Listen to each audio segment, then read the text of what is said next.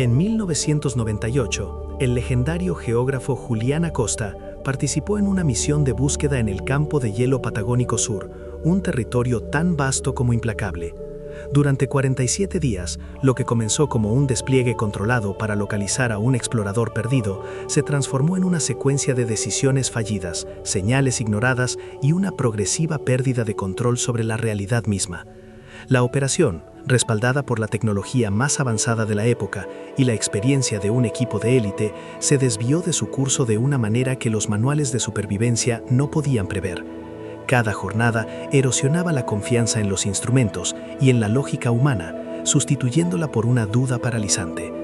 Todo se vino abajo hasta que el hallazgo de un diario de campo abandonado no solo confirmaba sus peores temores, sino que reveló una amenaza que no figuraba en ningún mapa.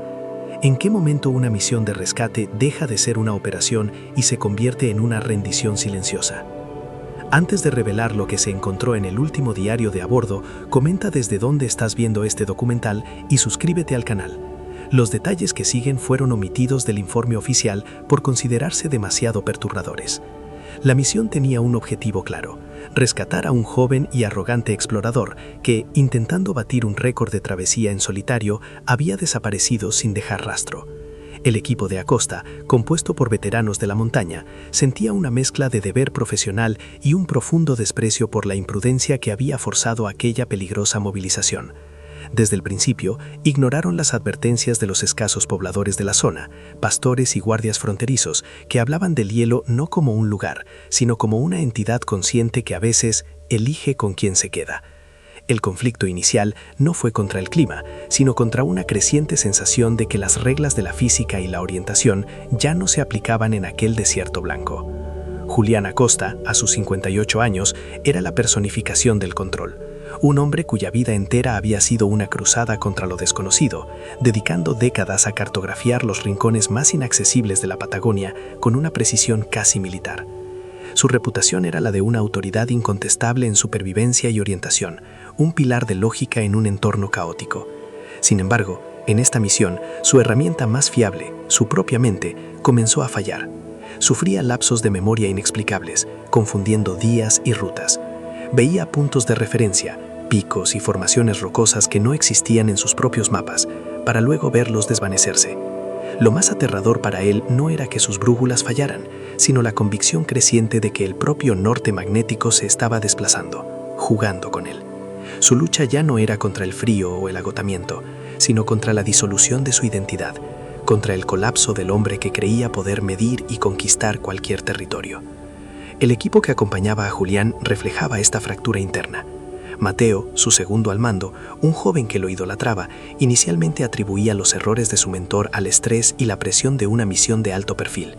Intentaba racionalizar cada decisión ilógica, cada momento de confusión, como un simple agotamiento. Por otro lado estaba Vargas, un guía chileno cínico y endurecido, un hombre que confiaba más en las antiguas leyendas locales que en las señales de un GPS. En silencio, Vargas realizaba pequeños rituales de protección, gestos discretos que el resto del equipo fingía no ver, pero que incrementaban la tensión latente. Los demás miembros, profesionales altamente cualificados, se convirtieron en un corrillo de susurros y miradas desconfiadas. El campo de hielo actuaba como un catalizador de su desintegración. Su silencio monumental y el viento blanco constante no solo borraban sus huellas, sino que parecían imitar sonidos y voces, desgastando su cordura día tras día. El verdadero problema de la expedición no era la dificultad de encontrar al explorador, sino la naturaleza ilógica de las pistas que iban descubriendo. Encontraban rastros que desafiaban cualquier explicación racional, hileras de huellas que terminaban abruptamente en medio de una planicie de hielo perfectamente lisa, sin cuevas, grietas o salientes cercanos. Era como si la persona que las hizo se hubiera evaporado en el aire. Hallaron equipos abandonados, como una tienda de campaña o un hornillo en perfecto estado de funcionamiento, cuidadosamente dispuestos, como si su dueño planeara regresar en cuestión de minutos. Los sistemas de navegación, tanto los GPS como los altímetros barométricos, empezaron a mostrar fallos intermitentes y erráticos.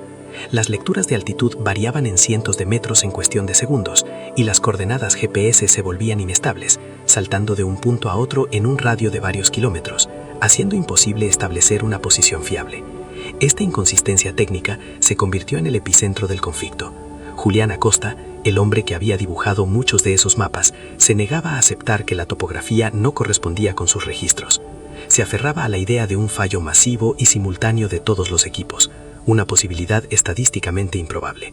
Su insistencia en seguir una lógica que el entorno desmentía a cada paso lo convirtió en el mayor peligro para su propio equipo. La primera decisión crítica que marcó un punto de no retorno fue cuando ignoró la sugerencia de Mateo de detenerse durante 24 horas para intentar una recalibración completa de los sistemas usando tránsitos solares y estelares, un método antiguo pero fiable. Julián, ofendido en su orgullo, desestimó la idea, alegando que sus cálculos manuales y su instinto eran superiores a cualquier satélite. En ese momento, la misión dejó de ser un esfuerzo de equipo y se convirtió en la cruzada personal de un hombre contra su propia obsolescencia. La primera gran inflexión de la misión ocurrió el día 17, cuando encontraron uno de los campamentos abandonados del explorador desaparecido. La tienda estaba montada de forma impecable, anclada contra el viento, pero vacía. Dentro, sobre un saco de dormir perfectamente enrollado, reposaba su diario. Las primeras entradas eran las de un deportista arrogante, lleno de confianza y centrado en su récord. Sin embargo, a medida que avanzaban las páginas, el tono cambiaba drásticamente. Las últimas entradas no describían un accidente, una lesión o una lucha contra los elementos. Describían un terror puramente psicológico. El explorador escribía sobre cómo el hielo le devolvía los pasos, obligándole a caminar en círculos, sobre cómo los días parecían repetirse con una exactitud aterradora. Hablaba de una sensación opresiva, no de estar solo, sino de estar siendo constantemente observado por la inmensidad blanca, una presencia que no era ni animal ni humana. Para Julián, leer aquel diario fue un golpe devastador. En las palabras febriles y desquiciadas del joven explorador, reconoció con un horror helado los mismos pensamientos y sensaciones que él mismo había comenzado a experimentar en secreto. El sentimiento de que el paisaje se reorganizaba a su espalda, los lapsos de tiempo inexplicables, la paranoia de una vigilancia invisible. De repente, comprendió que no estaban siguiendo el rastro de un hombre perdido por un simple accidente. Estaban siguiendo los pasos de alguien que había enloquecido. O peor, que había sido conducido a la locura por el propio lugar. En ese instante, la misión de rescate se transformó fundamentalmente en su mente. Ya no se trataba de encontrar a un hombre, se trataba de una lucha desesperada por no sucumbir exactamente al mismo destino, por no convertirse en el siguiente rastro incoherente que otra expedición encontraría en el futuro. La dinámica del equipo se alteró de forma irreversible tras el hallazgo. Julián se obsesionó con el diario, leyéndolo una y otra vez, buscando un código, una clave que explicara la locura que sentía crecer en su interior. Se volvió más retraído y autoritario, tomando decisiones unilaterales sin consultar a Mateo o a Vargas. La comunicación, ya tensa, se redujo a órdenes secas y monosílabos. El equipo, sintiendo el cambio en su líder, se dividió en facciones. Mateo intentaba mantener la cohesión, defendiendo a Julián ante los demás, pero su propia fe comenzaba a flaquear. Vargas, por su parte, se distanciaba cada vez más, operando casi como una unidad independiente, confiando únicamente en sus propios instintos y en las señales que creía leer en el comportamiento del viento y la nieve. La sensación de aislamiento ya no era solo física, sino profundamente psicológica. Un grupo de extraños atrapados juntos en un entorno que parecía activamente hostil a su presencia. El día 22, la expedición sufrió un golpe técnico que los aisló aún más del mundo exterior. La radio principal de largo alcance, su única vía para enviar informes detallados y recibir instrucciones, dejó de funcionar sin previo aviso. Un fallo en el amplificador de potencia, según determinó el técnico del equipo, irreparable sin piezas de repuesto.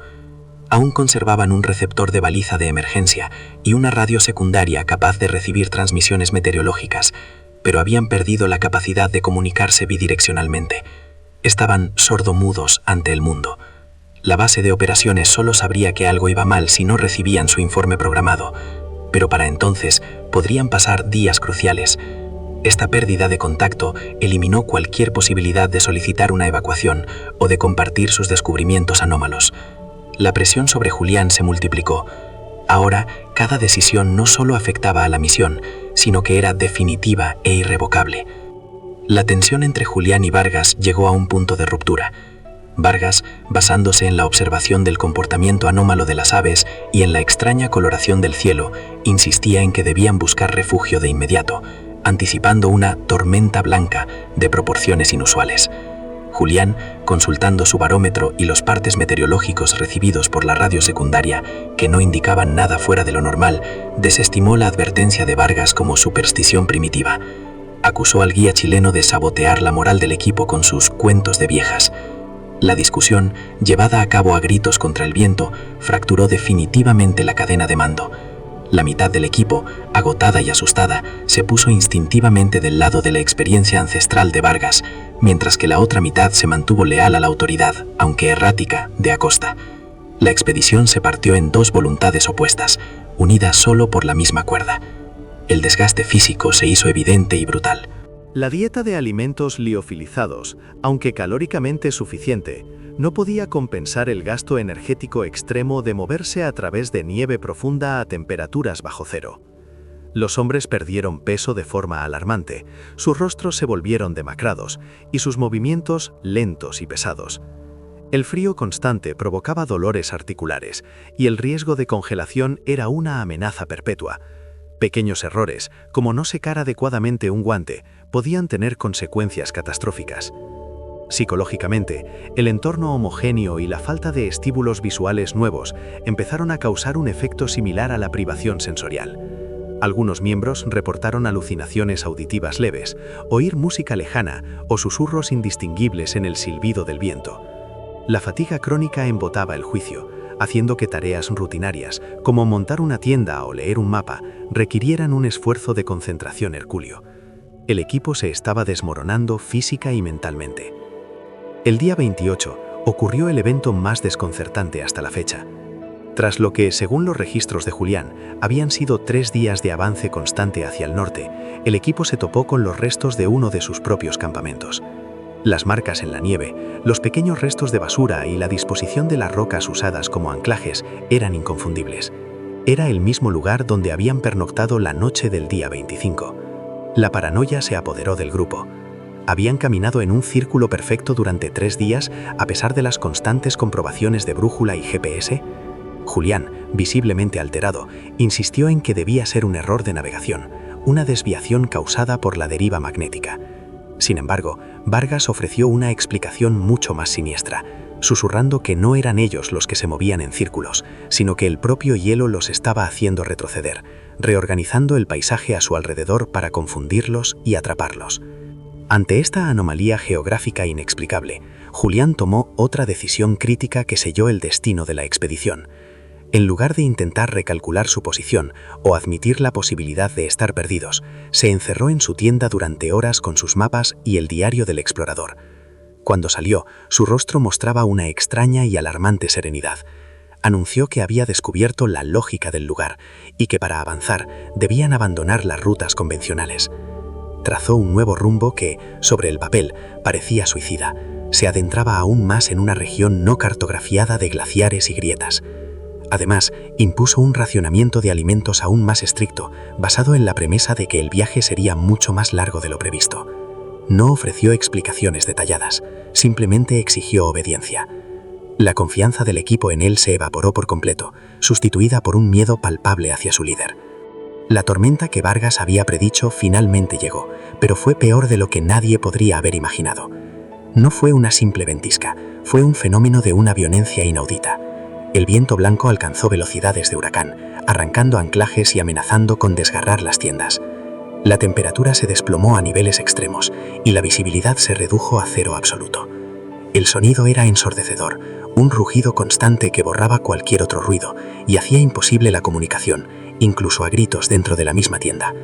Durante 4 días y 4 noches, la expedición permaneció atrapada, inmovilizada en sus sacos de dormir, consumiendo sus escasas raciones y escuchando la furia del mundo exterior. En esa oscuridad forzada y ese aislamiento total, el último vestigio de disciplina y esperanza se desintegró.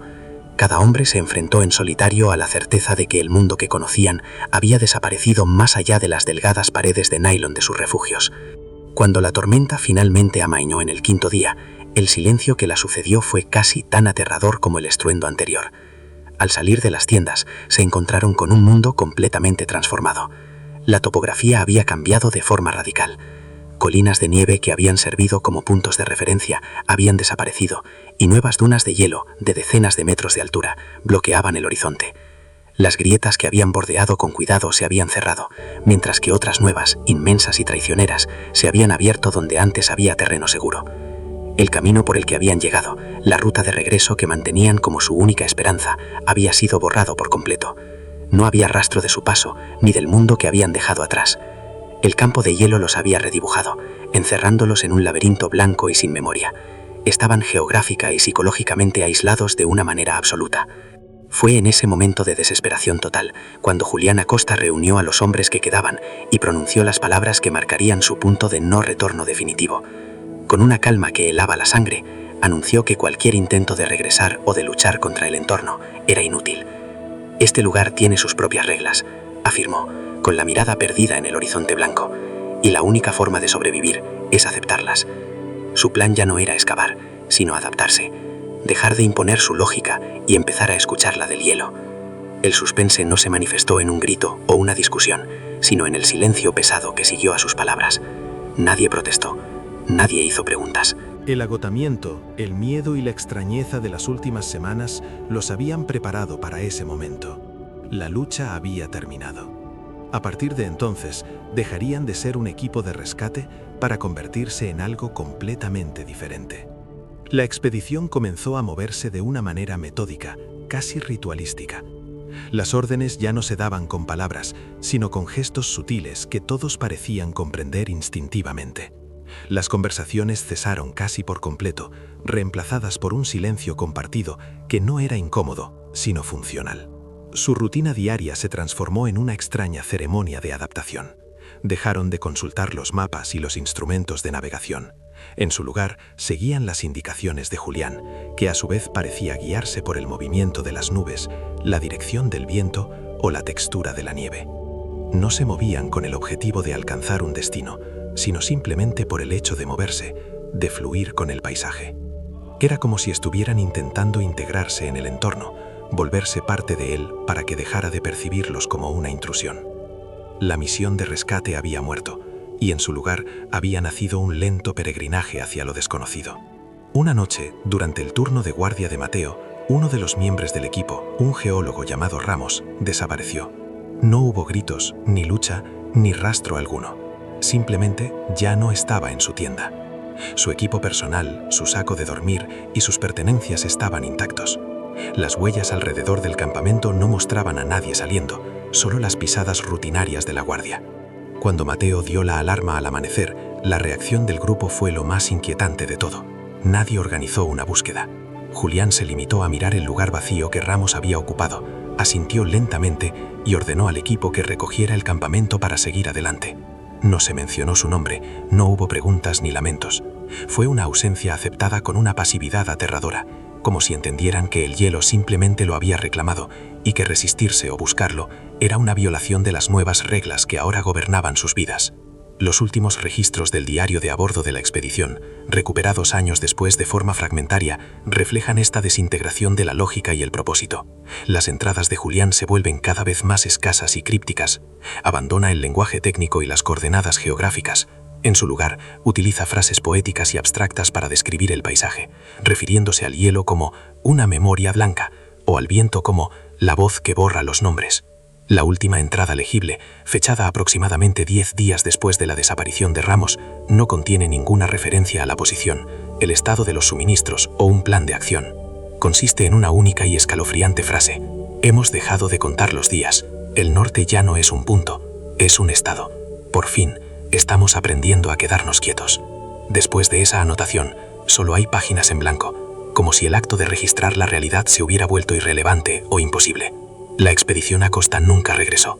Cuando dejaron de emitir las señales programadas, se activó un protocolo de búsqueda y rescate masivo, involucrando a equipos de Argentina y Chile. Durante meses, aviones y helicópteros peinaron la vasta extensión del campo de hielo patagónico sur, pero no encontraron absolutamente nada, ni un solo rastro de los hombres, ni un fragmento de equipo, ni los restos de un campamento. Era como si la expedición, con sus miembros y su tecnología, se hubiera desvanecido sin dejar la más mínima huella. El informe oficial, cerrado un año después, concluyó que la pérdida de todo el equipo se debió a condiciones meteorológicas extremas e imprevisibles, probablemente una avalancha o una caída masiva en una grieta oculta que borró cualquier evidencia. Fue una explicación limpia, lógica y aceptable para el público y las familias, una forma de cerrar un capítulo que carecía de cualquier tipo de respuesta tangible. Años más tarde, en 2007, una expedición científica que estudiaba el retroceso de los glaciares en una zona remota y de difícil acceso del campo de hielo hizo un descubrimiento anómalo. A kilómetros de distancia de la última ubicación conocida de la expedición de Acosta, incrustada en el hielo a varios metros de profundidad, encontraron un único objeto, una brújula de mano, un modelo antiguo y robusto. El cristal estaba roto y la aguja magnética, desprendida de su eje, se movía libremente dentro de la carcasa. Las pruebas confirmaron que pertenecían al equipo personal de Julián Acosta. El hallazgo fue desconcertante. No había otros restos en las inmediaciones, y la ubicación del objeto no tenía sentido en el contexto de la ruta que supuestamente seguían. Fue una pista solitaria y silenciosa, una anomalía que reabrió brevemente el caso, solo para cerrarlo de nuevo ante la falta de más evidencias. La historia de Julián Acosta no es la de un hombre que murió en el hielo, es la de una transformación. El hombre que dedicó su vida a medir, nombrar y cartografiar el mundo se encontró con un lugar que se negaba a ser documentado. Su colapso no fue una derrota, sino una asimilación. Al abandonar la lógica y los instrumentos que definían su identidad, se rindió a la naturaleza del propio lugar. Dejó de ser un explorador para convertirse en parte del paisaje, una anomalía silenciosa e inmedible en la inmensidad del hielo. Su identidad, construida sobre la certeza de la ciencia y la exploración, fue sistemáticamente desmantelada y reemplazada por la esencia de un territorio que no opera bajo las leyes humanas. Su final no fue una tragedia en el sentido convencional, sino la conclusión de un proceso de integración en un entorno que finalmente lo aceptó. El informe oficial concluyó con una desaparición, pero quienes conocen el hielo, los descendientes de aquellos pastores que advirtieron a Acosta, saben que no fue una pérdida, sino una integración. La historia se convirtió en una leyenda local, un cuento con moraleja sobre la arrogancia de creer que todos los lugares del mundo están destinados a ser conquistados.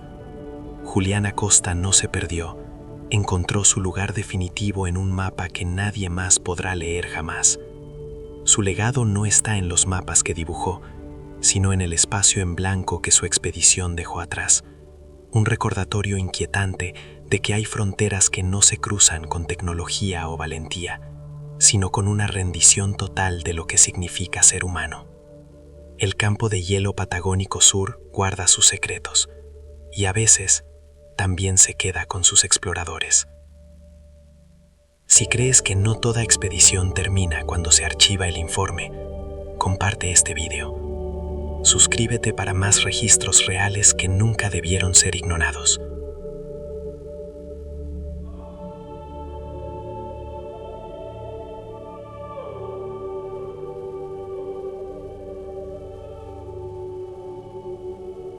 Su lucha ya no era contra el frío o el agotamiento, sino contra la disolución de su identidad, contra el colapso del hombre que creía poder medir y conquistar cualquier territorio. El equipo que acompañaba a Julián reflejaba esa fractura interna que comenzaba a abrirse en su líder. Mateo, su segundo al mando, un joven y brillante montañista que lo idolatraba desde la infancia, inicialmente atribuía los errores de su mentor al estrés y la enorme presión de una misión de alto perfil mediático. Intentaba racionalizar cada decisión ilógica, cada momento de confusión, como un simple agotamiento acumulado tras años de servicio. Buscaba explicaciones técnicas para las dudas de Julián, revisando los equipos y recalibrando los sensores, negándose a aceptar que el problema pudiera residir en el hombre al que consideraba infalible. Por otro lado estaba Vargas, un guía chileno cínico y endurecido, un hombre de pocas palabras que confiaba más en las antiguas leyendas locales y en la observación del comportamiento de la fauna que en las señales de un GPS. En silencio, Vargas realizaba pequeños rituales de protección, gestos discretos como dejar ofrendas de tabaco al viento o trazar símbolos en la nieve, actos que el resto del equipo fingía no ver, pero que incrementaban la tensión latente. Los demás miembros, profesionales altamente cualificados, se convirtieron en un corrillo de susurros y miradas desconfiadas. El campo de hielo actuaba como un catalizador de su desintegración. Su silencio monumental y el viento blanco constante no solo borraban sus huellas, sino que parecían imitar sonidos y voces, desgastando su cordura día tras día. El verdadero problema de la expedición y el primer indicio de que se enfrentaban a algo fuera de toda norma no era la dificultad de encontrar al explorador, sino la naturaleza ilógica de las pistas que iban descubriendo. Encontraban rastros que desafiaban cualquier explicación racional, hileras de huellas perfectamente marcadas sobre la nieve endurecida que terminaban abruptamente en medio de una planicie de hielo perfectamente lisa, sin cuevas, grietas o salientes cercanos donde una persona pudiera haberse ocultado o caído. Era como si el individuo que las hizo se hubiera evaporado en el aire o hubiera sido arrancado del suelo. Hallaron equipos abandonados, como una tienda de campaña de alta gama o un hornillo de titanio en perfecto estado de funcionamiento, cuidadosamente dispuestos como si su dueño planeara regresar en cuestión de minutos, con combustible en el depósito y comida a medio preparar. Los sistemas de navegación, tanto los GPS de última generación como los altímetros barométricos, empezaron a mostrar fallos intermitentes y erráticos. Las lecturas de altitud variaban en cientos de metros en cuestión de segundos, incluso estando parados, y las coordenadas GPS se volvían inestables, saltando de un punto a otro en un radio de varios kilómetros, haciendo imposible establecer una posición fiable y, por tanto, cualquier estrategia de búsqueda coherente. Esta inconsistencia técnica, documentada meticulosamente en los primeros informes enviados por radio, se convirtió en el epicentro del conflicto interno. Julián Acosta, el hombre que había dibujado muchos de esos mapas con su propia mano, se negaba a aceptar que la topografía no correspondiera con sus registros. Se aferraba a la idea de un fallo masivo y simultáneo de todos los equipos electrónicos, una posibilidad estadísticamente tan improbable que resultaba absurda. Su insistencia en seguir una lógica que el entorno desmentía a cada paso lo convirtió en el mayor peligro para su propio equipo. La primera decisión crítica que marcó un punto de no retorno fue cuando ignoró la sugerencia de Mateo de detenerse durante 24 horas para intentar una recalibración completa de los sistemas usando tránsitos solares y estelares, un método antiguo pero infalible para determinar la posición. Julián, ofendido en su orgullo y quizás aterrado por lo que un método tan básico pudiera revelar sobre su propia confusión, desestimó la idea con una brusquedad inusual, alegando que sus cálculos manuales y su instinto eran superiores a cualquier satélite. En ese momento, la misión dejó de ser un esfuerzo de equipo y se convirtió en la cruzada personal de un hombre contra su propia obsolescencia. De acuerdo, aquí tienes el bloque 2 de la historia, compuesto por 7 párrafos, continuando exactamente desde el punto anterior y siguiendo rigurosamente todas las directrices.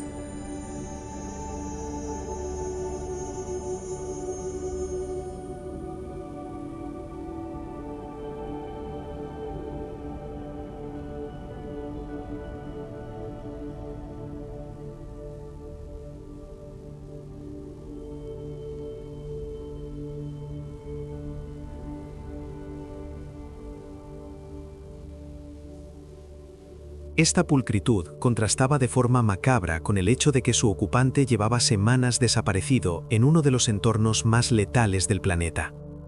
El silencio dentro de la tienda era denso, cargado con el peso de una pregunta sin respuesta. El equipo rodeó el hallazgo con una mezcla de reverencia y pavor, conscientes de que estaban a punto de leer la crónica de los últimos días de un hombre, sin saber que también podría ser un presagio de los suyos. Para Julián, leer aquel diario fue un golpe devastador, una experiencia que resquebrajó los cimientos de su racionalidad. En las palabras febriles y desquiciadas del joven explorador, reconoció con un horror helado los mismos pensamientos y sensaciones que él mismo había comenzado a experimentar en secreto y que había estado atribuyendo al agotamiento. El sentimiento de que el paisaje se reorganizaba a su espalda en cuanto dejaba de mirarlo, los lapsos de tiempo inexplicables donde horas se sentían como minutos, la paranoia creciente de una vigilancia invisible que emanaba de la propia vastedad blanca. El diario no era el registro de un accidente, sino el de una disolución mental. De repente, Julián comprendió con una claridad aterradora que no estaban siguiendo el rastro de un hombre perdido por un simple error de juicio o un accidente fortuito. Estaban siguiendo los pasos de alguien que había enloquecido, o peor, que había sido conducido a la locura por el propio lugar, por una fuerza ambiental que desafiaba la lógica y la ciencia. En ese instante, la misión de rescate se transformó fundamentalmente en su mente. Ya no se trataba de encontrar a un hombre, se trataba de una lucha desesperada por no sucumbir exactamente al mismo destino, por no convertirse en el siguiente rastro incoherente que otra expedición encontraría en el futuro. La dinámica del equipo se alteró de forma irreversible tras el hallazgo del diario, cuyo contenido Julián compartió solo parcialmente, omitiendo los detalles que reflejaban su propia inestabilidad. Sin embargo, su comportamiento lo delató. Se obsesionó con el pequeño cuaderno, leyéndolo una y otra vez en la soledad de su tienda, buscando un código, una clave oculta que explicara la locura que sentía crecer en su interior como una planta de hielo. Se volvió más retraído y autoritario, tomando decisiones unilaterales sin consultar a Mateo o a Vargas, basándose en interpretaciones crípticas de las últimas palabras del explorador. La comunicación, ya tensa, se redujo a órdenes secas y monosílabos. El equipo, sintiendo el cambio radical en su líder, se dividió en facciones silenciosas. Mateo intentaba desesperadamente mantener la cohesión, defendiendo públicamente a Julián ante los demás, pero en privado su propia fe comenzaba a flaquear, llenando su propio cuaderno de notas con dudas y observaciones sobre el errático comportamiento de su mentor. Vargas, por su parte, se distanciaba cada vez más, operando casi como una unidad independiente, confiando únicamente en sus propios instintos y en las señales que creía leer en el comportamiento del viento y la nieve. La sensación de aislamiento ya no era solo física, sino profundamente psicológica. Un grupo de extraños atrapados juntos en un entorno que parecía activamente hostil a su presencia. El día 22, la expedición sufrió un golpe técnico que los aisló aún más del mundo exterior, cortando su último vínculo tangible con la civilización. La radio principal de largo alcance, su única vía para enviar informes detallados y recibir instrucciones complejas de la base de operaciones, dejó de funcionar sin previo aviso. Un fallo en el amplificador de potencia, según determinó el técnico del equipo tras horas de trabajo con las manos entumecidas por el frío. Un componente electrónico frito por una sobretensión inexplicable, irreparable sin piezas de repuesto que se encontraban a miles de kilómetros. Aún conservaban un receptor de baliza de emergencia, que solo podía transmitir una señal de socorro básica, y una radio secundaria de baja potencia, capaz de recibir transmisiones meteorológicas. Pero habían perdido la capacidad de comunicarse bidireccionalmente. Estaban sordomudos ante el mundo. La base de operaciones solo sabría que algo iba mal si no recibían su informe programado en 48 horas, pero para entonces podrían pasar días cruciales antes de que se organizara cualquier tipo de respuesta. Esta pérdida de contacto eliminó cualquier posibilidad de solicitar una evacuación o de compartir sus descubrimientos anómalos. La presión sobre Julián se multiplicó exponencialmente. Ahora, cada decisión no solo afectaba a la misión, sino que era definitiva e irrevocable, sin posibilidad de consulta o corrección externa. La tensión latente entre Julián y Vargas llegó a un punto de ruptura el día 25. Vargas, basándose en la observación del comportamiento anómalo de las aves, los petreles volaban inusualmente bajos y en patrones erráticos, y en la extraña coloración violácea del cielo en el horizonte, insistía en que debían buscar refugio de inmediato, anticipando una tormenta blanca, un fenómeno meteorológico patagónico de proporciones inusuales que no aparecía en los partes. Julián, consultando su barómetro y los últimos informes recibidos por la radio secundaria, que no indicaban nada fuera de lo normal, desestimó la advertencia de Vargas como una superstición primitiva, un miedo atávico sin base científica. Acusó públicamente al guía chileno de sabotear la moral del equipo con sus cuentos de viejas, minando su autoridad en un momento crítico. La discusión, llevada a cabo a gritos contra un viento que ya comenzaba a aullar, fracturó definitivamente la cadena de mando. La mitad del equipo, agotada, asustada y habiendo presenciado demasiadas anomalías, se puso instintivamente del lado de la experiencia ancestral de Vargas, mientras que la otra mitad, por disciplina o por miedo a contradecir a un líder legendario, se mantuvo leal a la autoridad, aunque visiblemente errática, de Acosta. La expedición se partió en dos voluntades opuestas, unidas solo por la misma cuerda que los ataba físicamente. El desgaste físico, hasta entonces un enemigo silencioso y manejable, se hizo evidente y brutal. La dieta de alimentos liofilizados, aunque calóricamente suficiente, no podía compensar el gasto energético extremo de moverse durante más de 10 horas al día a través de nieve profunda a temperaturas que rara vez subían de los 20 grados bajo cero. Los hombres perdieron peso de forma alarmante, sus rostros se volvieron demacrados, con los pómulos afilados y los ojos hundidos, enmarcados por barbas escarchadas. Sus movimientos se volvieron lentos y pesados, cada paso una negociación con el agotamiento. El frío constante provocaba dolores articulares agudos y el riesgo de congelación era una amenaza perpetua que exigía una vigilancia constante.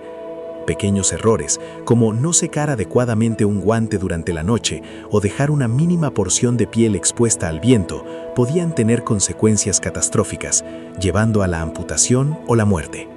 Psicológicamente, el entorno homogéneo y la falta de estímulos visuales nuevos, un mar infinito de blanco y gris, empezaron a causar un efecto similar a la privación sensorial. Varios miembros reportaron alucinaciones auditivas leves, oír música lejana, el llanto de un niño o susurros indistinguibles en el silbido del viento. La fatiga crónica embotaba el juicio, haciendo que tareas rutinarias, como montar una tienda o leer un mapa, requerían un esfuerzo de concentración hercúleo. El equipo, como una máquina sometida a un estrés superior a su diseño, se estaba desmoronando física y mentalmente, pieza por pieza. El día 28, menos de 72 horas después de la confrontación entre Acosta y Vargas, ocurrió el evento más desconcertante hasta la fecha, uno que destrozó por completo cualquier pretensión de control sobre su avance. Tras lo que, según los registros de Julián, habían sido 3 días de avance constante y agotador hacia el norte, siguiendo una ruta supuestamente lineal, el equipo se topó con los restos inconfundibles de uno de sus propios campamentos. Las marcas en la nieve, los pequeños restos de basura cuidadosamente empaquetada que se había caído de una bolsa y la disposición de las rocas usadas como anclajes eran inconfundibles. Era el mismo lugar donde habían pernoctado la noche del día 25, justo antes de la gran discusión. La paranoia, hasta entonces un susurro, se apoderó del grupo con la fuerza de un grito. Habían caminado en un círculo perfecto durante 3 días, a pesar de las constantes comprobaciones de brújula y GPS. Julián, visiblemente alterado y pálido, insistió en que debía ser un error de navegación, una desviación masiva causada por una anomalía magnética local sin precedentes.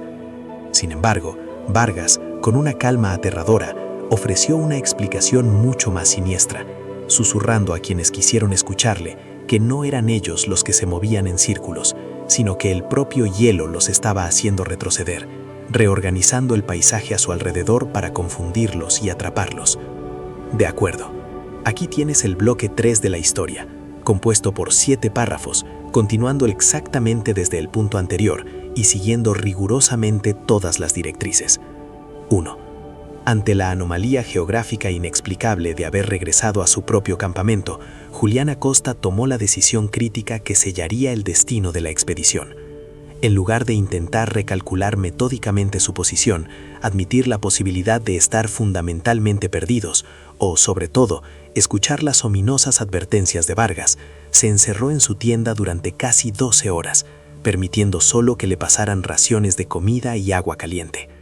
Con la única luz de una linterna frontal, se sumergió en sus mapas y en las páginas del diario del explorador desaparecido, extendiéndolos sobre su saco de dormir en un intento desesperado por encontrar un patrón, una lógica oculta que pudiera explicar la locura que los rodeaba. El resto del equipo esperó en un silencio tenso, el viento aullando fuera como un presagio. No buscaba una ruta de escape, sino una justificación que preservara su cordura y su autoridad. Necesitaba imponer un orden racional sobre un caos que amenazaba con devorar no solo la misión, sino su propia identidad como el hombre que podía leer y conquistar cualquier terreno. Su aislamiento autoimpuesto no fue una estrategia, sino la manifestación de un terror profundo, el miedo a que, si se enfrentaba a la mirada de sus hombres, vería reflejada su propia e innegable confusión. Cuando finalmente salió de la tienda al amanecer del día 29, su rostro no mostraba el pánico o la derrota que todos esperaban, sino una extraña y alarmante serenidad, la calma de quien ha aceptado una verdad terrible. Anunció que había descubierto la lógica del lugar, una frase que resonó con un eco siniestro en el aire helado. Afirmó que el campo de hielo no operaba bajo principios geográficos convencionales, sino bajo un sistema de patrones recurrentes, una especie de pulso que los había hecho retroceder. Para avanzar, declaró, debían abandonar las rutas lógicas y predecibles. Desplegó un mapa y con un marcador rojo trazó un nuevo rumbo que, sobre el papel, parecía un acto suicida. se adentraba aún más en una región no cartografiada de glaciares colgantes y campos de grietas conocidos como El Silbador. Además, impuso un racionamiento de alimentos aún más estricto, reduciendo las porciones a un nivel de subsistencia, basado en la premisa de que el viaje sería mucho más largo de lo previsto. No ofreció explicaciones detalladas ni aceptó preguntas, simplemente exigió una obediencia ciega. En ese momento, la confianza del equipo en él se evaporó por completo, sustituida por un miedo palpable no solo hacia el entorno, sino hacia el hombre que se suponía debía guiarlos fuera de él. La tormenta que Vargas había predicho finalmente llegó esa misma tarde, pero fue peor de lo que nadie, ni siquiera él, podría haber imaginado. No fue una simple ventisca, fue un fenómeno de una violencia inaudita, un viento blanco en su máxima expresión. El viento alcanzó velocidades de huracán, superando los 180 km por hora, arrancando anclajes de hielo y amenazando con desgarrar las tiendas de expedición, diseñadas para soportar las condiciones más extremas. La temperatura se desplomó a niveles letales, muy por debajo de los 40 grados bajo cero, y la visibilidad se redujo a cero absoluto. El sonido era lo más terrorífico, un rugido constante, profundo y ensordecedor, que borraba cualquier otro ruido y hacía imposible la comunicación, incluso a gritos dentro de la misma tienda.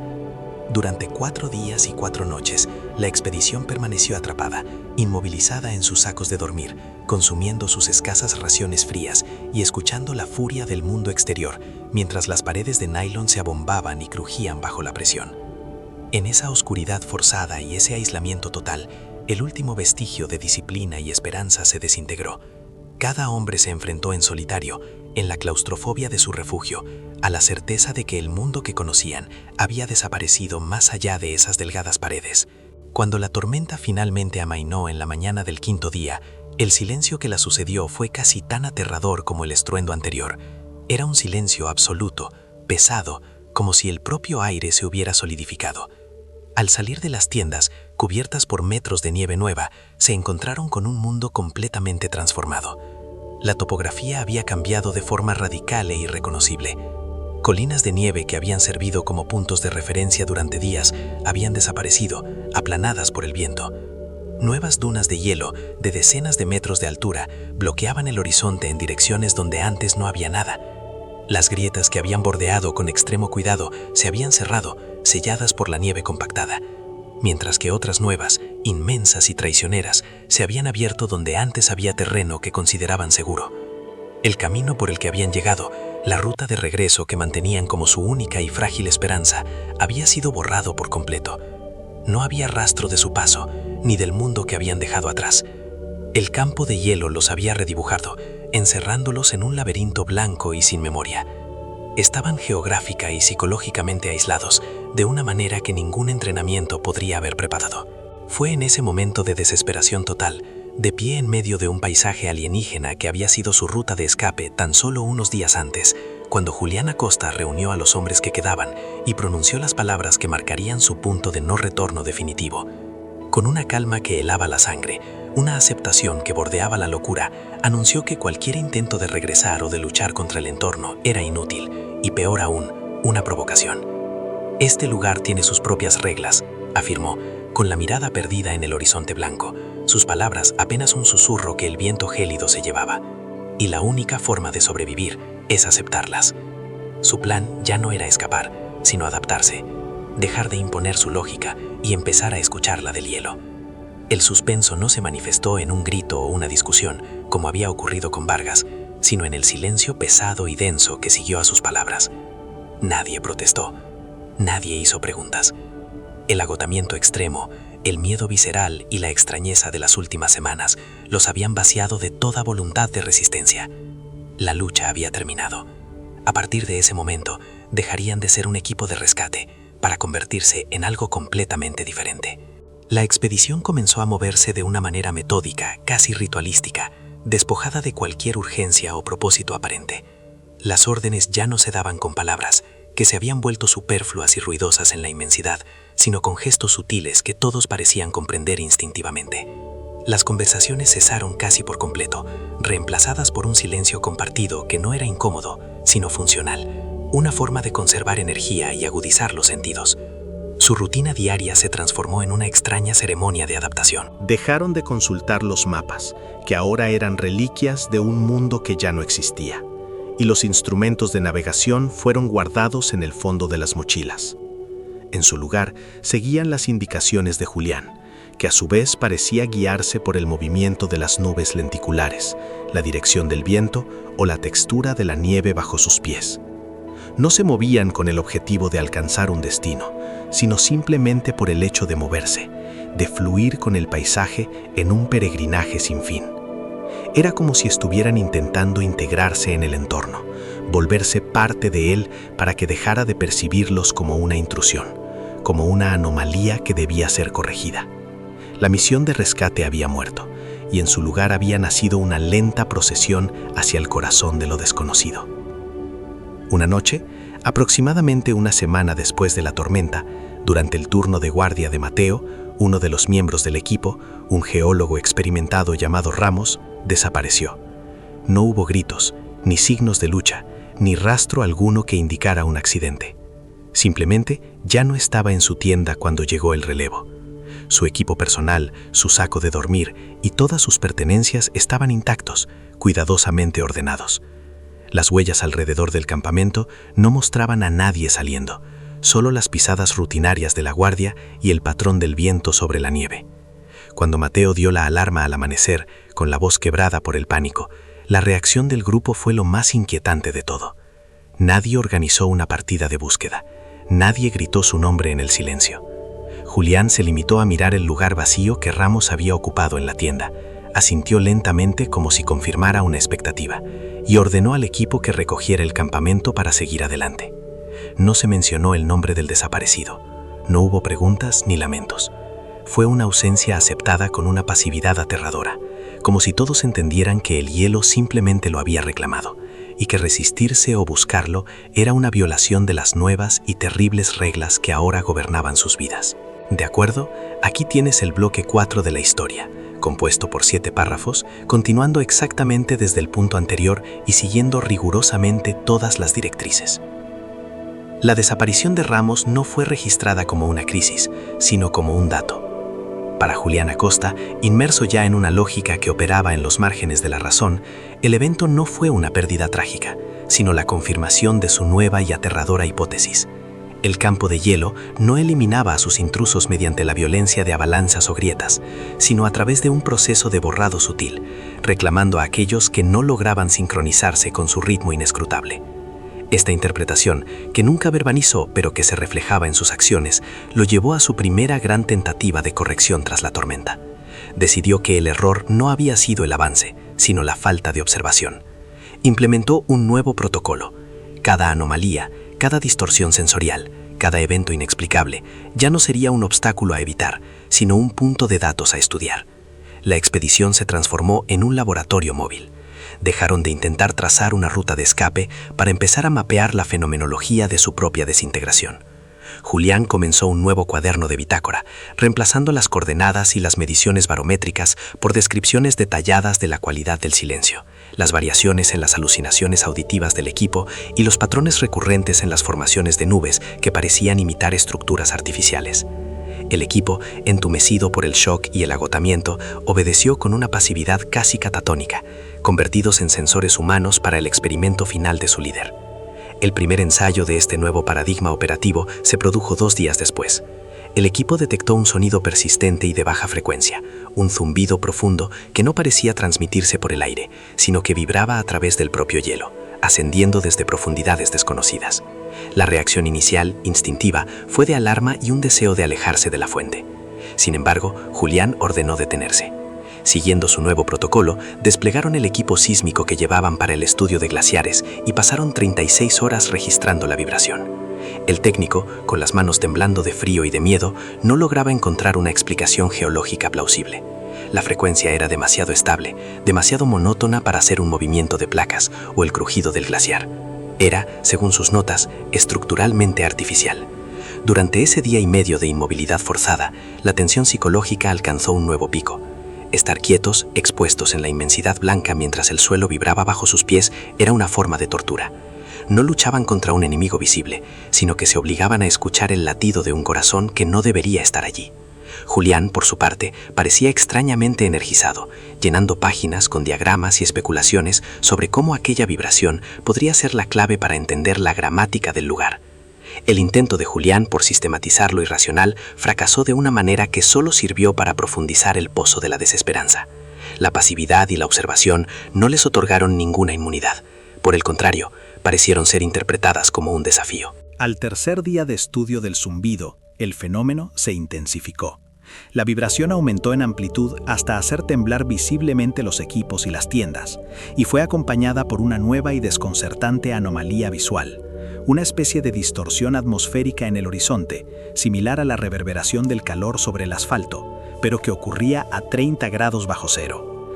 Este espejismo gélido ondulaba y se retorcía, y dentro de él, las lejanas montañas parecían licuarse y cambiar de forma. La lógica de Julián se vino abajo.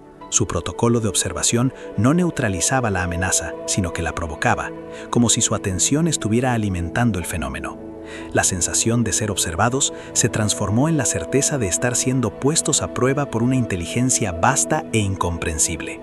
El equipo, al borde del colapso, ya no veía a Julián como un líder, sino como el sumo sacerdote de un culto demente que los estaba ofreciendo en sacrificio a un dios de hielo. La retirada de la zona del zumbido fue caótica y desorganizada, una huida en toda regla que destrozó la poca disciplina que quedaba. Fue durante esta fase de desintegración que Mateo, el segundo al mando, protagonizó su propio y desesperado intento de restaurar el orden. Su idolatría por Julián se había podrido, convirtiéndose en una mezcla de lástima y terror. Veía los nuevos protocolos no como una estrategia de adaptación, sino como las etapas finales de un delirio psicótico. Decidió que la única esperanza residía en volver a los fundamentos, en reafirmar las leyes universales de la física contra la locura local. Durante su turno de guardia, en la oscuridad previa al amanecer, llevó a cabo un acto de rebelión clandestina. Protegido del viento por el cuerpo de un trineo volcado, sacó un sextante de la vieja escuela y un reloj cronómetro, herramientas que llevaba más por nostalgia que por utilidad. Con una paciencia infinita, esperando a que las nubes se abrieran por unos segundos, intentó obtener una posición astronómica, una verdad irrefutable, dictada por las estrellas que ni el hielo ni la mente fracturada de Julián podrían alterar. Fue un acto de fe científica, un último y conmovedor esfuerzo por encontrar el norte en un mundo que lo había perdido, arriesgándose a la ira de su mentor y, peor aún, a la atención de aquello que los acechaba. La respuesta del entorno al intento de Mateo de imponer una lógica externa fue inmediata, específica y brutalmente personal. Justo en el momento en que lograba alinear una estrella lo suficientemente brillante en su sextante y comenzaba a tomar la lectura, una ráfaga de viento anómala y extremadamente localizada se arremolinó a su alrededor. No fue una ventisca general, sino un torbellino de nieve y cristales de hielo que se concentró en un radio de no más de 10 metros, envolviéndolo en un caos blanco y cegador que duró menos de un minuto. Cuando se disipó tan abruptamente como había comenzado, el cielo estaba despejado de nuevo, pero el ocular del sextante estaba completamente congelado. La aguja de su brújula de respaldo giraba sin control, y sus notas, arrancadas de su mano, habían desaparecido en la oscuridad. El mensaje fue inequívoco y aterrador. Cualquier intento de contactar o referenciarse con el mundo exterior sería activamente saboteado. No era la naturaleza indiferente, era una fuerza que reaccionaba con precisión quirúrgica. Mateo regresó a su tienda, temblando no de frío, sino de una derrota absoluta. Su espíritu, el último bastión de la racionalidad en la expedición, se había quebrado. Había mirado al abismo y el abismo le había devuelto la mirada y le había cerrado la ventana. Mientras Julián se perdía en sus teorías y Mateo se hundía en la desesperación, Vargas, el guía chileno, había completado su propia transición. Había abandonado por completo cualquier pretensión de seguir los protocolos de la expedición y ahora operaba bajo un conjunto de reglas completamente diferentes, extraídas de un conocimiento ancestral que sus compañeros siempre habían despreciado. Ya no se limitaba a realizar pequeños rituales, se había convertido en un intérprete activo del entorno. Pasaba horas examinando los patrones que el viento dibujaba en la nieve, afirmando que eran un lenguaje, una advertencia. Recogía fragmentos de hielo que, según él, contenían memorias atrapadas, formas y sombras en su interior que no correspondían a burbujas de aire o impurezas minerales. Mostró a uno de los miembros más jóvenes del equipo cómo, al golpear 2 piedras de una determinada manera, el eco que regresaba no era natural, sino que parecía formar una sílaba, una respuesta. El equipo se había fracturado no en 2, sino en 3 realidades paralelas: la locura pseudocientífica de Julián, la lógica rota de Mateo y el misticismo funcional de Vargas. Ya no compartían el mismo mundo, solo el mismo infierno blanco. Al presenciar el fracaso de su propio método de observación pasiva y la violenta anulación del intento de Mateo por aplicar la lógica, Julián Acosta llegó a una última y terrible conclusión. Su cascada de aprendizajes lo había llevado a una revelación final. El error no estaba en sus instrumentos, ni en sus protocolos, ni siquiera en su percepción. El error fundamental era la intención. Cualquier acto dirigido a un fin, escapar, entender, medir, sobrevivir, era una forma de agresión contra un lugar que exigía una quietud absoluta. Su intento final de corrección fue el más radical de todos. Reunió a los hombres que quedaban y con la voz vacía de toda emoción, anunció el protocolo definitivo. Dejarían de moverse. No buscarían refugio, no intentarían avanzar ni retroceder. Establecerían un campamento semipermanente en el lugar exacto donde se encontraban y reducirían toda actividad al mínimo indispensable para no morir congelados. Racionarían la comida para durar el mayor tiempo posible en un estado de hibernación consciente. El objetivo ya no era sobrevivir, sino desaparecer en vida, convertirse en parte del paisaje, tan inertes y carentes de propósito como las rocas y el hielo, con la esperanza de que, si dejaban de luchar, el lugar finalmente dejaría de notarlos. De acuerdo, aquí tienes el bloque 5 de la historia, compuesto por 7 párrafos, continuando exactamente desde el punto anterior y siguiendo rigurosamente todas las directrices. La decisión final de Julián Acosta, su protocolo de quietud, no fue un acto de estrategia, sino de abdicación. La implementación de esta nueva directriz fue el momento más surrealista de toda la expedición. Los hombres, ya vaciados de voluntad, obedecieron con una disciplina catatónica. Establecieron un campamento final, reforzando las tiendas no para un viaje, sino para una permanencia indefinida. La rutina se redujo a la mínima expresión metabólica: derretir nieve para beber, consumir las raciones frías en silencio y permanecer en los sacos de dormir durante la mayor parte del día para conservar el calor corporal. Las conversaciones cesaron por completo, no por orden, sino por agotamiento existencial. El silencio dentro de las tiendas se volvió tan denso y pesado como el hielo que los rodeaba. El paso del tiempo se disolvió en un ciclo monótono de luz grisácea y oscuridad profunda. Ya no eran una expedición, sino una colonia de ermitaños en el fin del mundo, participando en un extraño experimento de hibernación consciente. El objetivo, tal como lo entendían en su estado de estupor, era volverse tan insignificantes, tan carentes de intención, que el propio lugar se olvidara de su presencia. Era una apuesta desesperada, un intento de sobrevivir a través de la anulación del yo, una rendición ejecutada con la precisión de una operación militar. Pero el cuerpo humano es una máquina de intenciones y la mente un motor de propósitos. El protocolo de la quietud no podía durar. La primera fractura se produjo en la figura de Ferrer, uno de los técnicos de comunicación, un hombre práctico cuya cordura se había mantenido anclada a la esperanza de reparar la radio. Tras una semana de inmovilidad forzada, su instinto de supervivencia, un impulso biológico primario, se rebeló contra la lógica demente de Julián. En la quietud de la noche polar, mientras los demás dormitaban en su letargo, Ferrer salió de su tienda y comenzó a correr. No tenía un plan, no seguía una ruta, simplemente corría, un acto de pura negación. Su huida fue breve y fútil. Apenas se había alejado 200 metros del campamento cuando un velo de nieve helada, surgido de la nada en un cielo por lo demás despejado, lo envolvió. No fue una tormenta, sino un evento localizado, silencioso y quirúrgico. Cuando la niebla se disipó segundos después, Ferrer había desaparecido. No había gritos, no había huellas más allá del punto donde la niebla lo había tocado. Simplemente ya no estaba. Para los que observaron la escena desde la entrada de sus tiendas, fue la prueba definitiva. El movimiento era una transgresión, y el castigo era el borrado. La desaparición de Ferrer fue interpretada de maneras radicalmente opuestas por los dos pilares ideológicos que quedaban en el grupo. Para Julián fue una trágica pero necesaria validación de su teoría. La quietud era el único camino, y Ferrer había pagado el precio por violar la única regla que importaba. Sin embargo, para Vargas, el evento fue una revelación diferente.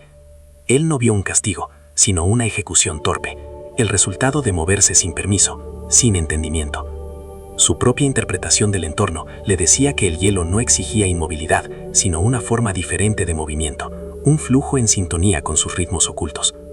Al amanecer siguiente, Vargas tomó su decisión. No se dirigió a nadie, simplemente empaquetó una pequeña bolsa con algo de comida, sus extraños amuletos de piedra y su cuchillo. Luego salió de la tienda y en lugar de correr, comenzó a caminar lentamente, siguiendo un patrón en zigzag que solo él parecía comprender, leyendo las texturas de la nieve como si fueran un mapa. Su partida no fue una deserción, sino una peregrinación solitaria, un intento de negociar su propio pasaje a través de la locura. Se alejó con una calma sobrenatural, sin mirar atrás, hasta que su figura se fundió con el blanco infinito, dejando al resto de la expedición aún más rota y disminuida. La partida de Vargas y la desaparición de Ferrer dejaron a Julián enfrentado a la verdad última de su fracaso. Su protocolo de quietud no era una solución, era simplemente una forma más lenta de desintegración. El lugar no los estaba ignorando, los estaba desmantelando pieza por pieza, indiferente a sus estrategias. Fue en ese abismo de desesperanza donde alcanzó su epifanía final. Miró los objetos que aún definían su identidad, sus mapas meticulosamente dibujados, los diarios de a bordo, el cuaderno del explorador desaparecido, las notas desesperadas de Mateo. Comprendió que el problema no era su presencia física, sino su presencia intelectual. Cada mapa, cada coordenada, cada palabra escrita era un acto de agresión, un intento de imponer una narrativa humana, una lógica de principio y fin, sobre un lugar cuya naturaleza era la ausencia de narrativa. Su intento de entender era la ofensa. Para sobrevivir, o más bien para completar su transición, no bastaba con quedarse quieto. Debía borrar el registro. Debía aniquilar la prueba de que alguna vez habían intentado comprender. Su gran superación no sería sobre el hielo, sino sobre sí mismo, sobre la idea de que el conocimiento era una forma de poder. El clímax de la expedición a Costa no fue una tormenta ni una avalancha, sino un pequeño fuego tembloroso en la inmensidad del hielo. Con una calma ceremonial, Julián reunió todos los documentos del campamento, los mapas que representaban el trabajo de su vida, las bitácoras que documentaban su descenso a la locura, el diario que había iniciado todo. Los apiló cuidadosamente sobre una plancha de metal y, utilizando el último combustible del hornillo, les prendió fuego. Los hombres restantes, incluido un Mateo casi catatónico, observaron en silencio cómo las llamas consumían su historia, su propósito y su conexión con el mundo exterior. Las cenizas negras se arremolinaban en el aire helado antes de desaparecer contra la nieve, sin dejar rastro. Fue un acto de liberación y de aniquilación total. Al quemar los registros, Julián no solo estaba destruyendo el pasado, sino que estaba renunciando a cualquier futuro en el que su historia pudiera ser contada o entendida. Estaba entregando su expedición al olvido, aceptando que la única forma de respetar aquel lugar era permitir que su secreto permaneciera intacto. Era el sacrificio final, el del significado mismo. Justo antes de quemar su propio diario, Julián se detuvo, abrió la última página y con una mano firme que desmentía su estado mental, escribió una última entrada. No era una explicación, ni una despedida, ni una petición de ayuda. Era un epitafio, la conclusión final de su largo viaje intelectual y físico. Arrancó la página, la dobló cuidadosamente y la guardó dentro de su brújula, el instrumento que se había vuelto inútil, pero que seguía siendo el símbolo de su identidad perdida. Luego, arrojó el diario vacío a las llamas. La frase que dejó, recuperada años después junto al objeto, no era para un equipo de rescate, sino para sí mismo, la cristalización de su rendición. Hemos dejado de contar los días. El norte ya no es un punto, es un estado. Por fin, estamos aprendiendo a quedarnos quietos. Era la aceptación de que la búsqueda, el acto mismo de orientarse hacia un objetivo, había sido el error desde el principio. La única verdad que le quedaba era la de la desorientación total, y en ella encontró una paz terrible y definitiva. Con los registros destruidos, y el último vestigio de propósito reducido a cenizas, no quedaba nada por hacer. El campamento fue abandonado tal como estaba. Julián Acosta se puso de pie y sin una palabra comenzó a caminar. No hacia una dirección específica, no siguiendo el rastro de Vargas ni huyendo como Ferrer. Simplemente caminaba, con el paso lento y pesado de un hombre que ya no tiene a dónde ir. Mateo, como una sombra, se levantó y lo siguió, su lealtad rota trascendiendo la lógica hasta el final. El último miembro que quedaba los observó durante un momento, y luego eligió una dirección diferente, una tercera tangente hacia la nada. Ya no caminaban atados por una cuerda, símbolo de un equipo que ya no existía, sino como partículas liberadas de una estructura rota, dispersándose en la inmensidad. La cámara del documental se alejaría lentamente, mostrando sus 3 figuras diminutas, haciéndose cada vez más pequeñas, cada una en su propio camino, hasta ser completamente absorbidas por el horizonte blanco. La misión no terminó con un informe, se disolvió. De acuerdo, aquí tienes el bloque 6, desfecho y consecuencias, compuesto por 6 párrafos que continúan la historia y la llevan a su conclusión, siguiendo rigurosamente todas las directrices. La expedición Acosta no terminó, simplemente cesó. Cuando el equipo dejó de emitir las señales programadas tras el día 22, se activó un protocolo de búsqueda y rescate masivo, una de las operaciones más grandes y costosas en la historia de la exploración patagónica. Durante 3 meses, equipos combinados de Argentina y Chile peinaron la vasta extensión del campo de hielo sur con aviones, helicópteros equipados con radares de penetración terrestre e imágenes satelitales de alta resolución. No encontraron absolutamente nada, ni una baliza de emergencia activada, ni un fragmento de equipo, ni los restos de un campamento devastado por una avalancha. Era como si la expedición, con sus 8 miembros, trineos y tecnología de vanguardia, se hubiera desvanecido sin dejar la más mínima huella física. El informe oficial, cerrado un año después, en 1999, concluyó que la pérdida de todo el equipo se debió a condiciones meteorológicas extremas e imprevisibles de carácter catastrófico, una frase burocrática y deliberadamente vaga que servía para cerrar un capítulo que carecía de cualquier tipo de respuesta tangible. A las familias se les entregaron medallas póstumas y una narrativa de heroísmo trágico, una explicación limpia, lógica y aceptable que silenciaba las incómodas preguntas que el propio hielo se negaba a responder. Sin embargo, la verdad oficial se construyó sobre una omisión crítica.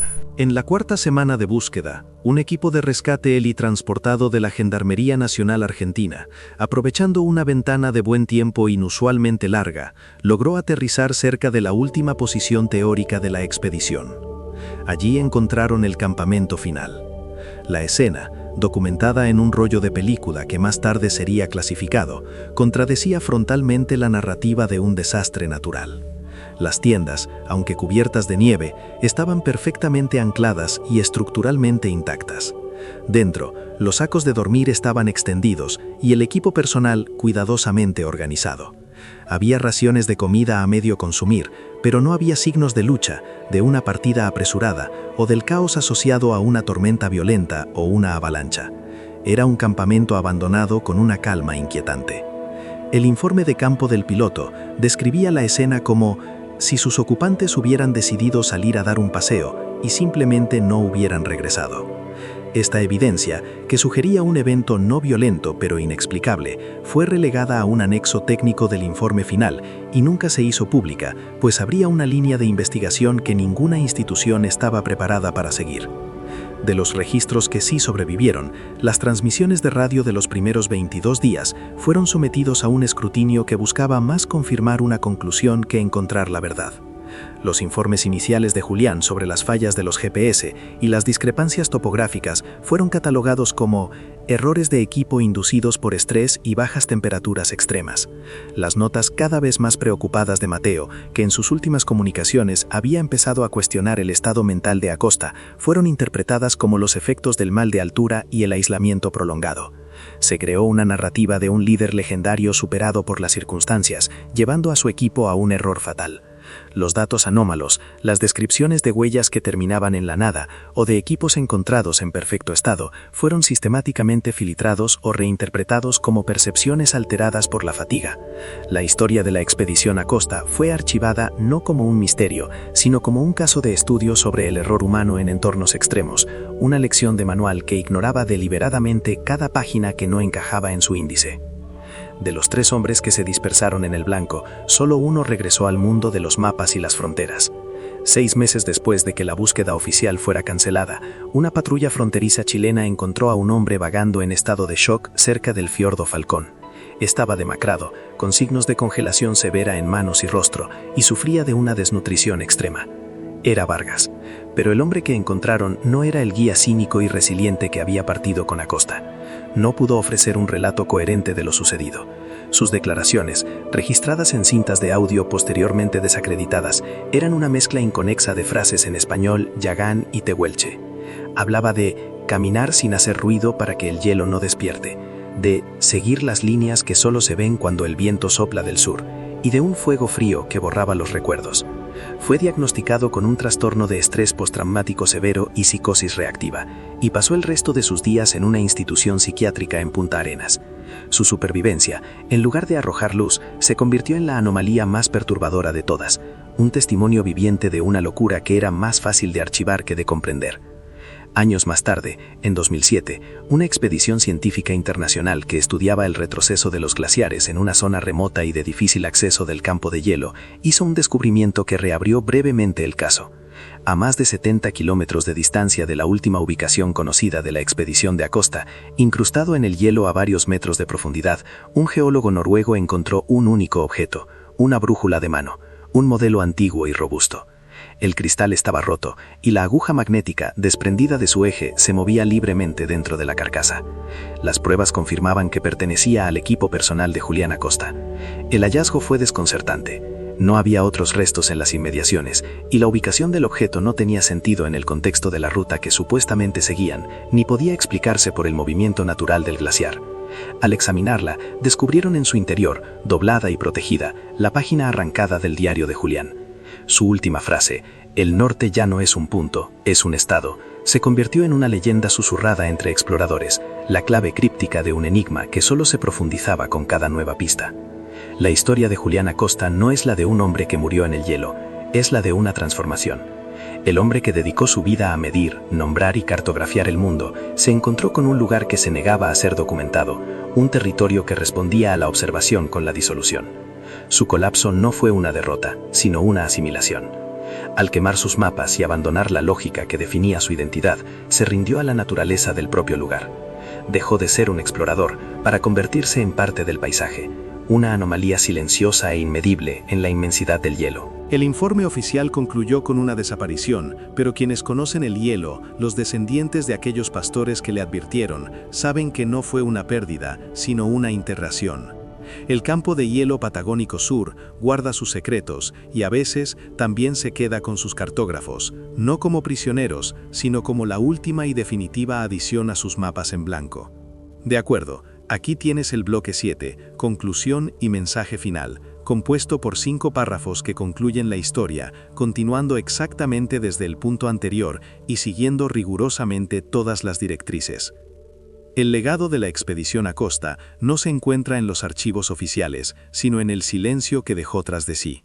Oficialmente es una tragedia, un caso de estudio sobre los peligros de la Patagonia y el error humano. Sin embargo, en la comunidad de exploradores de élite y entre los habitantes de las regiones australes, se convirtió en algo más, un susurro persistente, una historia de fantasmas contada en voz baja en los campamentos base de El Chaltén y Puerto Natales. La narrativa oficial, con su conclusión pulcra y burocrática, nunca logró acallar las inconsistencias que se filtraron a lo largo de los años. El testimonio incoherente de Vargas, el hallazgo del campamento final intacto, la brújula encontrada a 70 kilómetros de cualquier ruta lógica. La ausencia de un final claro, de cuerpos que recuperar o de un lugar exacto del desastre se transformó en su propio y macabro monumento. El campo de hielo no les dio a los hombres de Acosta una tumba, sino que los convirtió en una pregunta sin respuesta, un espacio en blanco en el mapa que advierte no por lo que muestra, sino por lo que oculta. Su historia se transformó en una advertencia sobre la arrogancia de creer que todo territorio es simplemente un problema a resolver con la tecnología y la resistencia adecuadas, demostrando que algunos lugares no guardan secretos, sino que son, en sí mismos, el secreto. El caso Acosta, lejos de ser una anomalía aislada, parece ser un eco moderno de un patrón que se repite a lo largo de la historia de la exploración. Desde la expedición perdida de Franklin en el Ártico hasta el destino de Percy Fawcett en la Amazonia, los anales están llenos de historias de hombres equipados con la mejor tecnología y el conocimiento de su tiempo que se adentraron en lo desconocido para ser devorados por ello. La lección recurrente y sistemáticamente ignorada es que el fracaso de estas misiones a menudo no reside en una cadena de errores logísticos, sino en un error fundamental de paradigma: la presunción de que las leyes de nuestro mundo conocido son universales. La expedición de Julián Acosta es quizás el ejemplo más puro de este colapso conceptual. No se enfrentaron a un enemigo que pudieran combatir, sino a un entorno cuyo sistema operativo era incompatible con la lógica humana. La verdadera tragedia no es que murieran, sino que el sistema que los envió solo pudo procesar su desaparición como un fallo técnico, archivando la evidencia de lo inexplicable como datos anómalos para no tener que confrontar la terrorífica posibilidad de que nuestro entendimiento del mundo tiene fronteras bien definidas. La advertencia que nos deja esta historia no está escrita en papel ni grabada en piedra, es una ausencia, un vacío. La integración de la que hablan las leyendas locales no es un concepto romántico de unión con la naturaleza, sino la anulación completa del individuo, el desmantelamiento sistemático de la identidad, la memoria y el propósito hasta que solo queda la materia prima. Es un proceso de borrado. La experiencia de la expedición Acosta sugiere que hay fuerzas o sistemas en el mundo que no son hostiles, sino simplemente indiferentes a la complejidad humana, y que reaccionan a la intención y a la conciencia como un cuerpo reacciona a un virus, aislándolo y neutralizándolo.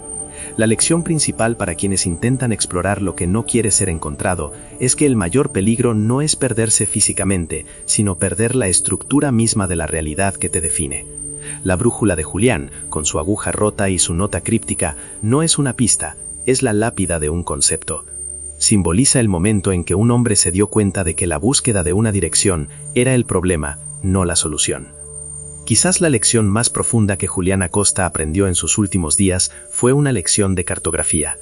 Él, que había dedicado su vida a llenar los espacios en blanco, comprendió que el acto más honesto y preciso era reconocer que algunos vacíos deben permanecer. Su decisión final de quemar sus mapas y registros no fue un acto de locura, sino el acto supremo de un cartógrafo que finalmente entiende el terreno. Fue su forma de corregir su propio trabajo, de borrar las líneas y los nombres que imponían una falsa sensación de conocimiento sobre un lugar que desafiaba la definición. El verdadero mapa del campo de hielo patagónico sur, el que Acosta creó con su desaparición, es un mapa con un agujero deliberado en su centro. No es una invitación a la exploración, sino una advertencia, una frontera conceptual. Demuestra que la sabiduría no siempre reside en saber, sino en reconocer los límites del saber y en tener la humildad de dar media vuelta cuando te encuentras ante un territorio cuya única y verdadera regla es que no quiere ser contado. La historia de Julián Acosta nos obliga a confrontar una verdad incómoda. No todos los misterios están destinados a ser resueltos. En nuestra era de satélites que todo lo ven y de información instantánea, nos hemos acostumbrado a la idea de que no quedan rincones oscuros en el mundo. Pero el campo de hielo patagónico sur y otros lugares como él permanecen como recordatorios de que el universo es vasto y en gran medida indiferente a nuestra necesidad de narrativa y conclusión. El informe de la expedición Acosta está cerrado, pero el expediente de lo desconocido permanece abierto. El hielo guarda su silencio, y lo que les ocurrió a esos hombres es ahora parte de ese silencio, una historia que ya no pertenece al mundo de los hombres, sino a la geografía de lo incomprensible. Si crees que algunos archivos nunca deberían cerrarse del todo, comparte esta investigación. Suscríbete para acceder a más expedientes que el olvido no debería haber sellado.